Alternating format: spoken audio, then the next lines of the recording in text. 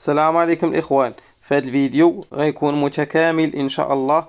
غنجاوب فيه على بزاف ديال الاسئله اللي غيخليوك تبدا المشروع ديال الارانب وما تبقى تسول حتى شي واحد.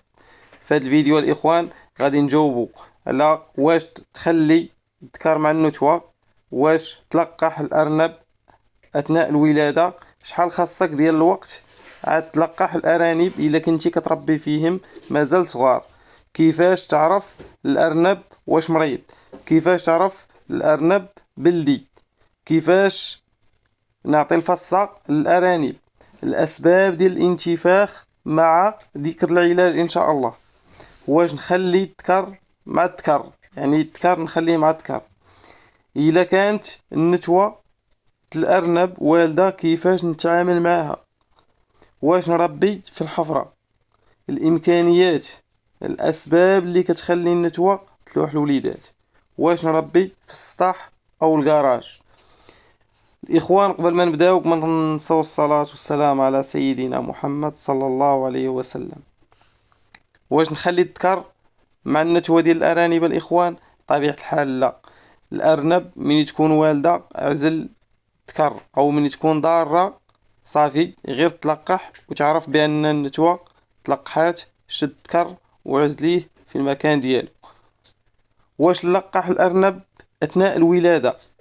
ما تلقحاش اخويا اثناء الولادة، لا، دير لي على الاقل 10 ايام حتى ل 15 يوم مزيانة ليها، تبقى ترضع الوليدات ديالها في خاطرها وتبقاو تيكبروا دوك الوليدات عاد تلقحها. يعني الا لقحتيها في الاول الوليدات ما غيضيعوا في الرضاعه، ما غاديش يرضعوا بزاف وغتهلك الام غادي تهلكها، ما غاديش تخلي لها الوقت الكافي ديالها. لا، الا كنتي باغي تخدم بيها مده طويله وتهلا فيها من الاحسن ما تلقحاش اثناء الولاده. فهمتوني ولا لا الاخوان؟ كيفاش تعرف الارنب مريض؟ الارنب الاخوان الا كان مريض راه العينين ديالو كيبان لك ما كيتحركش، والعينين ديالو كيبان لك بحال حمرين بحال ما، وهو الحركه ديالو كتكون ضعيفه، كيكون كيتم غادي وكيتمايل، يعني ما باينه راه مريض. علاش كنقول لكم الاخوان المراقبه راه اهم حاجه، تراقب المشروع ديالك، انت كتقاتل عليه ما تهمليهش وتمشي وتخليه يضيع لك هباء منثورا. كيفاش تعرف الارنب الاخوان واش بلدي؟ الرجلين ديالو كيكونوا صغيورين، الرجلين اللورانيين كيكونوا صغار. فهمتوني الاخوان؟ كيفاش نعطي الفصة الاخوان الارانب؟ الفصة من الاحسن تكون واقفة ولا تكون يابسة، وما تنوعش ليهم الماكلة بزاف. الا بغيت تنوع الماكلة بزاف حاول تعطيهم الخل راه مزيان الاخوان، يكون عندك الخل ما خصوش يخطاك. الخل كبي ليهم في شويه ديال الماء وخليهم يشربوه. الاسباب ديال انتفاخ الاخوان، بزاف ديال الاخوان غالطين كيعطيو الفصه باقا خضراء، ديك الفصه كتكون باقي الله جايه في النمو ديالها، يعني باقي الله كتسقي فيها باقا ما يلا عندها شي 15 يوم 10 ايام، يعني مازال صغيره، ما خاصكش تعطيها ليم، هذيك راه كتنفخم. واش نخلي الذكر مع الذكر الاخوان؟ لا، ما عندكش حق تخلي ذكر مع ذكر. الا خليتي ذكر مع ذكر هاد التجربه اللي نقول لكم الاخوان راه عن تجربه، راه ما كاينش شي حاجه كنقولها لكم غير هكا.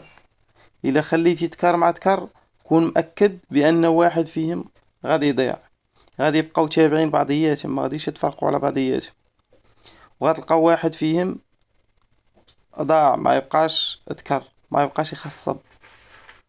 فمن الأحسن الإخوان الذكورة عزلوهم على بعضياتهم، إما دير ليهم القفز ولا عزليه في شي بلاصة اللي ما يبقاوش فيها مع بعضياتهم، عطيه الماكلة وتهلا فيه وعزليه على بعضياتهم. راه كون مأكد بأنك لا خليتيه معاه، عن تجربة الإخوان والله إلا أنا وقعت ليا في جوج كورة كنت ما عارفش هاد القضية وخليتهم مع بعضياتهم، وفي الاخر فاش قلبت كر لقيت واحد مشى، يعني السبب هما كيبقاو تابعين بعضياتهم، ما كيخليوش ما كيرتاحوش، كيبقاو يتضاربوا. نتمنى الاخوان المعلومه تكون واضحه. الا كانت الارنب والده كيفاش نتعامل معها؟ اول حاجه الاخوان، المعامله ديال الارنب ملي تكون والده، خلي ليها الماء حداها. وخاصك ضروري تخدم بتقنيات الاخوان وتطور راسك، انه يكون عندك واحد الكتاب تكون عارف الارنبه فوقاش لقحتيها، يعني انت عارف فوقاش لقحتيها. والارنب كتولد على 30 يوم، يعني كتكون انت عارف المده اللي غتولد فيها. فهمتوني ولا لا الاخوان؟ فهذا علاش ديما يكون عندك واحد الكتاب قيد فيه التاريخ ديال الارنب، تكون عارف فيه فوقاش غادا تولد باش تتعامل معها اثناء الولاده. العلف مزيان ليها، اعطيها النخاله، اعطيها شمندر، اعطيها الشعير، اعطيها الدرا مقرشن. الدرا واخا ما تقرشنيش تاكل وهي كتاكل كلشي. اعطيها النجاره ديال خيزو، اعطيها خيزو كامل. الجزر، الناس اللي ما غاديش يفهموا خيزو، الجزر قطعيه ولوحي ليها وخليها تاكل، مزيان ليها، كيزرع فيها الدم وكيخليها تبقى صحيحه. والارنب تهلا فيها اثناء الولاده، يعني باش توفر الحليب للصغار ديالها. فهمتوني ولا لا الاخوان؟ ضروري تهلا في الام الا باغي تخدم بها مده طويله، ماشي تهملها. الا هملتيها كون مأكد بان غتضرب معك غير واحد المده وغادا تمشي، وغتمشي لها الصحه ديالها وانت غتولي باغي تبيعها. واخا تعيا ما تهلا فيها، خصوصا هذوك الاخوان اللي كيلقحوها اثناء الولاده، غير كتولد ليه كيلقحها. كاينين كيديروا هاد الطريقه هذه، ولكن ما كتطولش معاهم الانثى ديال الارنب، كتضرب غير واحد المده، واما يدي يبيعها ولا المهم كتضربش معاه مده طويله. واش نربي في الحفره الاخوان، التربيه ديالها انا كنت كنديرها مزيانه، ولكن اهم حاجه خاصك تركز عليها هي النيطوياج. يوميا خاصك تنظف ليها، خصوصا اذا كان عندك العدد كبير. اذا كان العدد كبير من الاحسن نيطوية ليها يوميا. وهي الحفرة راه كتبقى تهبش، كدير الغيران، ضروري قنية تهبش. واخا تجيبها رومية غادا تهبش لك ضروري. والغار راه ماشي مشكل، راه حاجة عادية ان تهبش لك الغار ودير داك الغار وتولي تولد فيه، حاجة عادية. الوقت اللي تبغي تشدها راه دير شي عصا ولا شي حاجة وتشد بها الأرنب، دير لها شي حاجة في العصا، وغير تخرج سد الغار، عطيها الماكلة وتمشي هي الماكلة سد الغار، حاجة عادية. الحفرة غير بالنسبة للإخوان اللي باغيين يديروا هذا المشروع يكبروه، ما من الأحسن تشوف لها شي كوري مزيان، أحسن من الحفرة. إلا بغيتي ديرها غير مشروع إضافي، راه الحفرة راه مزيانة، خدم بها واحد على ما تشوف تكتسب تجربة، ومن بعد راه بغيتي لا بغيتي تكمل فيها وديرها كمشروع، راه ممكن دير لها شي كوري ديالها ولا دير القفوزة. المهم مزيانة التجربة، هي تجربة مزيانة ديال الحفرة. بالنسبة للإمكانيات الإخوان، إمكانيات قنية خصوصا الأرنب، ما كتطلبش إمكانيات كبيرة. ممكن تبدا غير بذكرى وذكر، ممكن تبدا بجوج ذكرات وذكر كيما كتشوفوا الإخوان. أنا هادو عندي راه بديت غير بذكرى وذكر، ماشي بزاف، ما بديتش بعدد كبير. فهمتوني يا الإخوان؟ راه ماشي قنية هي الوحيدة اللي ما كتطلبش الإمكانيات. بالنسبة للأسباب اللي كتخلي النتوة تلوح الولاد، الأسباب الإخوان هي كتخلي معاها الذكر، يعني كتخلي معاها الذكر كيبقى يدور كل مرة تابعها، تما كتلوح الولاد. أو النتوة كتكون ما عارفاش، يعني الا ما عارفاش خاصك انت تراقبها، تكون عارف بان النهار اللي غتولد فيه تما الا لاحت لك الولاد ولقيتيهم باقيين حيين، حاول تجمع مليها ودير مليها في شي عش ديالها، تفرش لي ما شويه ديال الصوفه ديال الاغنام ولا المهم شي حاجه ديال الصوف اللي تبقى مسخناهم وتبقى تردعهم. يعني الا بقيتي هنا انت اللي مكلف، خاصك تعرف الوقت اللي ترد عام. رد عام في الصباح ولا رد عام في العشيه، بجوج. رد عام في الصباح ورد عام في العشيه، يعني بقى انت مكلف بهم. راه ممكن تنجح بهم الاخوان. هاد الطريقه اللي قلت لكم راه كتصدق 100%. خاصك غير تاكد منهم راهم كيردعوا، ماشي تهملهم تخليهم وتقول تتحطى معاهم وهي ما كتردعش وانت كتقول راك كتردع. تاكد منهم راه كيردعوا، وراه غادي تصدق لك ان شاء الله الامور. وبالنسبه للاخوان اللي كيسولوا، كاين شي وحدين كيبغي يربي في السطح. السطح ضروري من المأوى، ضروري تغطيهم على الشمس. ما تخليش قنيه للشمس. ضروري دير لهم شي عشه ديالهم، ولا دير لهم شي حاجه اللي يبقاو ساكنين فيها، المسكن ضروري.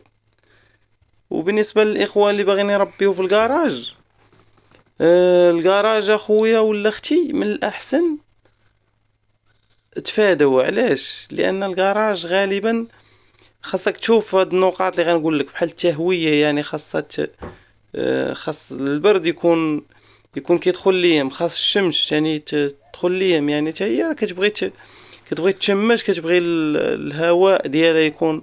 بالنسبه للكراج الا كان فيه الشرجم وكتدخل راه ممكن، ولكن ضروري ترد البال لهادشي اللي كنقول لك. مثلا تهبط عليها الكراج ولا تسد عليها الكراج وتقول راه هذاك، راه حتى هي تموت لك. فهمتوني ولا لا الاخوان؟ من الاحسن السطح. الا بغيتي تربي في السطح، راه السطح حتى هي مزيانه، او شي كوري او شي بيت.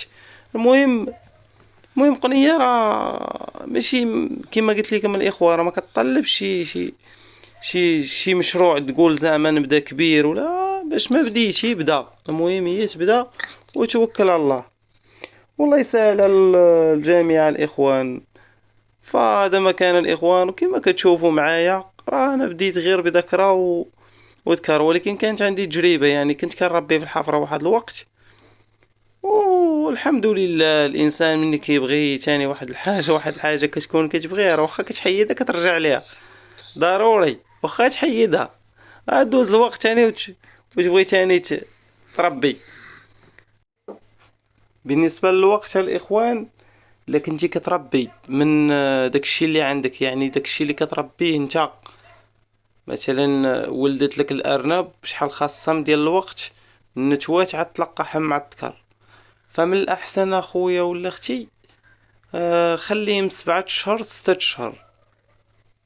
6 اشهر 7 اشهر راه ممكن تخليهم يتلقحوا. ممكن الاناث هما قد ما كبروا قد ما مزيان، قد ما عراضوا قد ما غادي يعطيوك وليدات ان شاء الله.